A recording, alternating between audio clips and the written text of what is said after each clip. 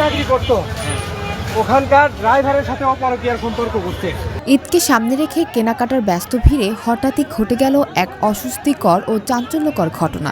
ঈদের কেনাকাটা করতে বের হন পরকীয়ার সম্পর্কে জড়ানো প্রেমিকের সঙ্গে। ঠিক সেই মুহূর্তে অপ্রত্যাশিতভাবে সেখানে পৌঁছে যান তার স্বামী এবং ব্যস্ত মার্কেটের সামনে স্বামীর হাতে ধরা পড়ে ওই নারী। যেই ঘটনার একটি ভিডিও ছড়িয়ে পড়ে সামাজিক মাধ্যমে।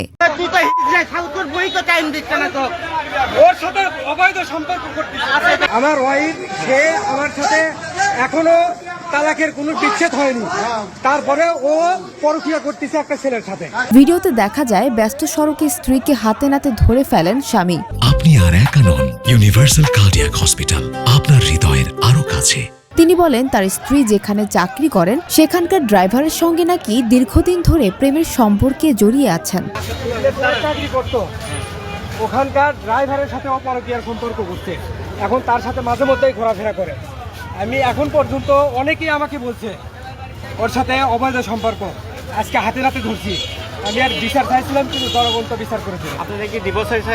এখনো রানিং ডিভোর্স হয়নি। তবে অনেকেই ভিন্ন মত প্রকাশ করে জানান স্বামী স্ত্রীকে পর্যাপ্ত সময় ও গুরুত্ব দিতেন না। এই ঘটনার ভিডিও সামাজিক যোগাযোগ মাধ্যমে ছড়িয়ে পড়ার পর মুহূর্তেই ব্যাপক আলোড়ন সৃষ্টি হয়।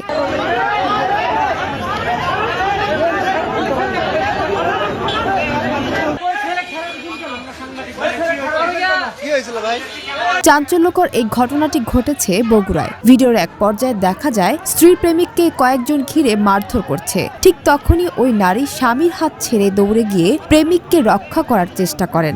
মানুষের ভিড়ের মাঝেও প্রেমিকের পাশে দাঁড়ানোর এই দৃশ্য আরও বিতর্কের জন্ম দিয়েছে।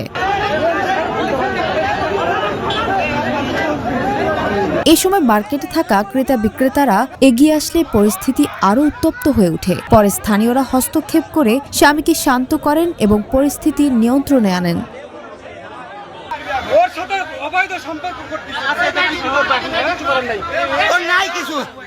সানজানা তাবাসসুম, বৈশাখী সংবাদ।